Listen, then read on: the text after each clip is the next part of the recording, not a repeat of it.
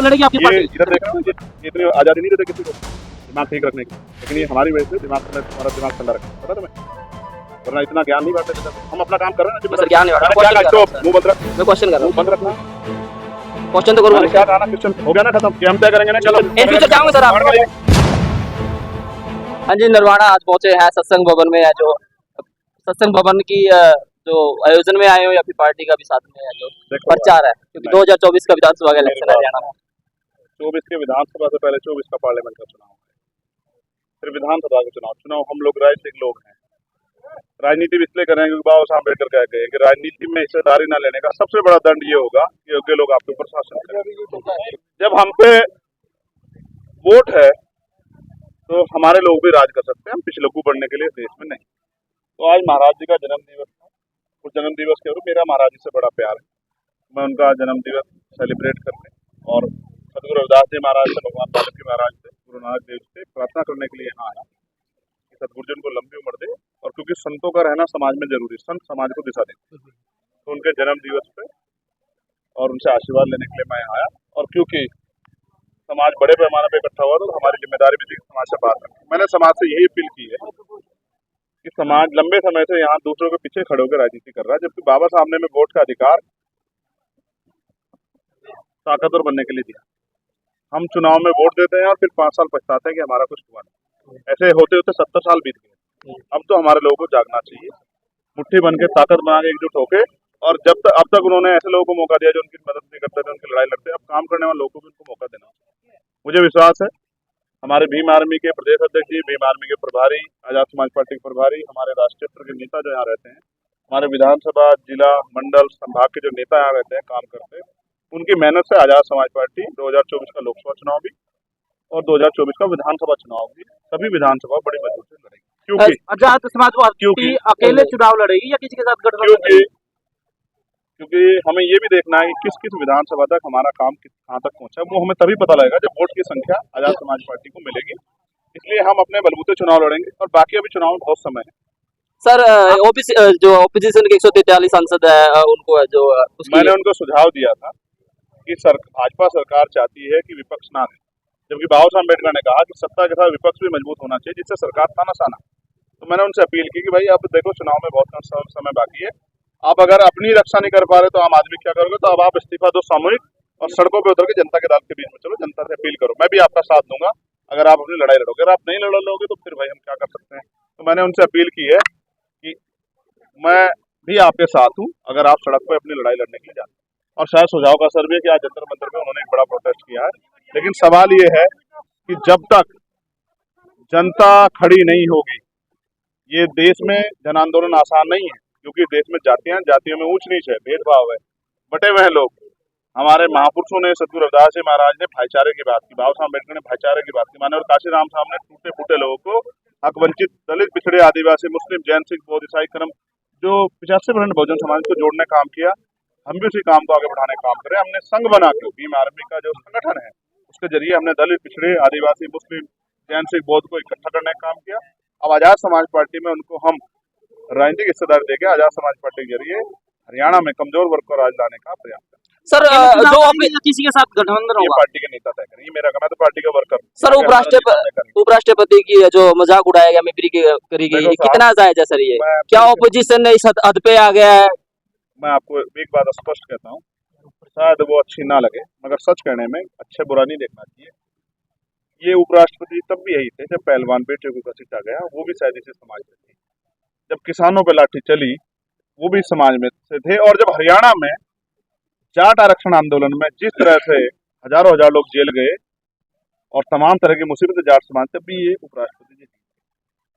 आप भाजपा की पिच पे जाके भाजपा के इशारों पे काम करोगे तो आपको ये अपमान सहना पड़ेगा। जबकि मुझे इस बात का दुख है, मैं नहीं चाहता कुछ भी हो, लेकिन आप ये सोचो, ये आज की बात थोड़ा ही है, बड़े बड़े नेताओं के कार्टून बनते आए हैं। ये तो अभिव्यक्ति की आजादी है। और आप ये बताओ, लेकिन वो कह रहे हैं कि ये जाट समाज की है, किसान बेटे की है, जो बेइज्जती की है, कोई कर ही नहीं सकता ना। किसान तो देश का अन्नदाता है, उसकी बेइज्जती कौन कर देगा भाई? जो आदमी पेट पालता हो सबका, उसकी बेइज्जती कौन कर देगा? लेकिन जब 700 किसान शहीद हुए, वो भी उपराष्ट्रपति जी यही थे, और उन 700 किसानों को शहीद हुए जब प्राइम मिनिस्टर और भाजपा के लोग हंस रहे थे, तब शायद कुछ नहीं कह पाए। और कल ही हमारी होनहार बेटी, हमारी बहन इस देश का गौरव बढ़ाने वाली दुनिया में साक्षी मलिक जब रोते हुए लिकड़ी है ना अपने जूते रखे, तो भी शायद किसी का अपमान हुआ है। अगर अपमान मिमिक्री करना ही है तो बहन बेटियों को जिनको सर की पगड़ी मानते हैं उनको खून का आंसू रुआने वालों को भी के बारे में भी सोचना चाहिए, उसको भी अपमान लेना चाहिए। और मैं आपको फिर कह रहा हूँ, अभी तो जो मैं 4 दिन अभी तो ये पता लग जाएगा किसान की फसलों में सांड घुस गए हैं, किसान की जमीन पे जो है कब्जे हो रहे हैं अभी, ये भी किसान का अपमान ही है। किसान को फसल के दाम नहीं मिल रही, ये भी किसान का अपमान ही है। लेकिन मैं आपको फिर ये कहूंगा कि भाई भाजपा के सहारे पे ये सब करके बहुत कुछ नहीं होने वाला, क्योंकि किसान अपने दर्द को भूले नहीं है और कोई जाति नहीं भूल रही देश में। जिस तरह जाति के आधार पर अपमान हुआ कोई नहीं बोल रहा है।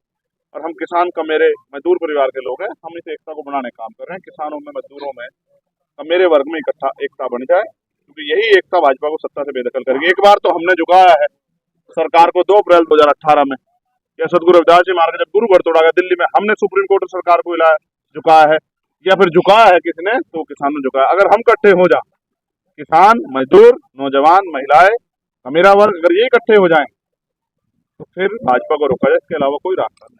सर संसद हमले पर क्या कुछ कहेंगे? जो ये सरकार की नाकामी है ना, उसी को तो छिपाने के लिए ये सब चीजें, ये जो रोना पीटना हो रहा है, ये सिर्फ संसद पे जो हमला हुआ अपनी नाकामी छिपाने के लिए, और ये इसलिए। आप एग्री करते हो सर? किस बात है? जो स्टूडेंट्स अंदर गए हैं, उन्होंने अपना विरोध प्रदर्शन जो स्मोक बम करके विरोध प्रदर्शन के लिए बहुत सारी जगह है, ठीक है, मगर ये भी सच है कि सरकार सुन नहीं रही। लेकिन क्योंकि वहाँ पूरे देश को चलाने वाले लोग बैठे हैं, कोई बहुत बड़ी घटना सोचो, वो बच्चे नहीं होते, कोई आतंकवादी होता तो क्या होता है देश में? ये देश तो इमरजेंसी का शिकार हो जाता। वहाँ प्राइम मिनिस्टर भी रहते हैं, गृह मंत्री भी रहते हैं, फाइनेंस मिनिस्टर भी रहते हैं, बहुत सारे लोग रहते हैं, रक्षा मंत्री भी रहते हैं। बहुत बड़ी चूक है सर, प्राइम मिनिस्टर को जवाब देना चाहिए था, गृह मंत्री को जवाब ना देने के बजाय आप ये जो पिछले दरवाजे से ये जो खेल खेलते हो ना, जाति का, धर्म का, जब आप ये किसान बेटियां बैठी हुई थी, पहलवान बेटियां, तब क्या कह रहे थे ये भाजपा के लोग कि एक जाति का आंदोलन, जाटों का आंदोलन? जब आप क्या कह रहे थे कि ये जो है उसमें रेसलिंग फेडरेशन में अध्यक्ष बनने की लड़ाई है, तब भी जाट नहीं थे। तो मैं कहूंगा अब लोग समझदार हो गए। मैं तो कमजोर वर्गों के लोगों से कहूंगा कि अगर इस देश में स्वाभिमान सम्मान के जीवन को जीना, बहन बेटियों के सम्मान की रक्षा करनी है, भारतीय जनता पार्टी की गुलामी और जो महंगाई, बेरोजगारी कमर तोड़ रही है, उससे अगर आजादी चाहिए और संविधान को, लोकतंत्र को बचाना है, तो आजाद समाज पार्टी के साथ खड़े होकर आप इनको हराने का इंतजाम करो। आपकी वोट से ये लोग हारेंगे, ये नोट देके आपकी वोट को खरीदना काम करें, इनकी नोट को लात मार के अपनी वोट की शक्ति से आजाद समाज पार्टी की ताकत हो हरियाणा में, और हरियाणा में किसी का अपमान नहीं। सर कथित तौर पे बात चलती है कि चंद्रशेखर रावण है जो दलितों का और जो महिलाओं का जो नेता बात करते हैं, नेता माना जाता है, लेकिन डॉक्टर रितु सिंह है जो धरने में बैठी है दौलतराम कॉलेज के बाहर, सर आप अभी तक नहीं गए शायद, जहाँ तक मुझे नॉलेज। मेरे जब तो न्याय मिल रहा है, लेकिन सर एक्सपेक्टेशन तो है सभी की सर एक्सपेक्टेशन तो है सर, क्या वो दलित बेटी नहीं है सर? तो आप अभी तक नहीं गए। जिग्नेश में मेजवानी ने भी अभी आपकी बात करी वहाँ पर। सुन ले, हमारी पूरी टीम दिल्ली की, हमारे यहाँ हरियाणा के प्रभारी, हमारी पूरी टीम वहाँ रहती है, आपको पता है।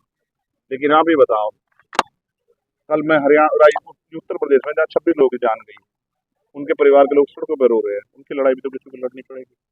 वहाँ तो बहुत सारे साथी हमारे संघर्ष कर रहे हैं, कोई बड़ा संघर्ष होगा, कोई इस तरह की वो होगी तो मैं भी चला जाऊंगा। लेकिन आप मुझे बताओ कि आज जो इंतजाम हमें करना है आने वाले 5 सालों में मान लो साथ अन्याय ना, उसके बारे में तो सोचना पड़ेगा। एक अकेला चंद्रशेखर कहाँ जाए?